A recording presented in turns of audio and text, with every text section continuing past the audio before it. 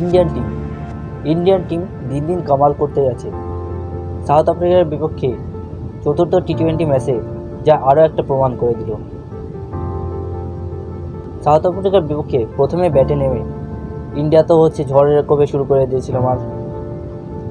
শুরু করেছিল অভিষেক শর্মা আর সঞ্জু স্যামসন। অভিষেক শর্মা তো 18 বলে 36 রান করে পরাজিত হয়ে গেছে, কিন্তু সঞ্জু স্যামসন কিন্তু থেমে থাকে। সঞ্জু স্যামসন সেই ফার্স্ট টি-20তেও সেঞ্চুরি করেছিল, আবার ফোর্থ টি-20তে এসেও সেঞ্চুরি করলো। সঞ্জু স্যামসনের সাথে আবার আরেকজন ছাপ দিল, তিলক বর্মা। 22 বছর বয়সী এই প্লেয়ার ঠিকমতো চান্সও পাচ্ছিল না ইন্ডিয়ান টিমে। সেই প্লেয়ার ইন্ডিয়ান টিমে এসেই প্রমাণ করে দিল যে আমিও পারি সেঞ্চুরি করতে।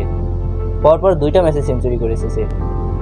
লাস্ট ম্যাচে এসে সে 41 বলে সেঞ্চুরি রান করে দিয়েছে, যার কারণে ইন্ডিয়ান টিমের বর্তমান রান 283তে টার্গেটে দিয়ে দেয়, যা একটা হিউজ অ্যামাউন্ট ফর টি-20তে 283 রান অসম্ভাবনীয় একটা রান রেট প্রায় 14-এর উপরে চলে গিয়েছে, যার কারণে ইন্ডিয়া 135 রানের লিড নিয়ে জয়লাভ করেছে। ইন্ডিয়ান টিমের যে প্লেয়ারই আসছে দিন বা দিন উন্নত হতেই আছে, আর এর জন্যই তো বলা যায় ইন্ডিয়ান টিমের দিন দিন পরিণতি আকাশ ছোঁয়া হয়ে উঠছে। আর এই জয়ের সাথেই ইন্ডিয়া 3-1 ব্যবধানে টি-20 সিরিজটা জিতে নিয়েছে। আমার ভিডিওতে লাইক কমেন্ট সাবস্ক্রাইব করবেন।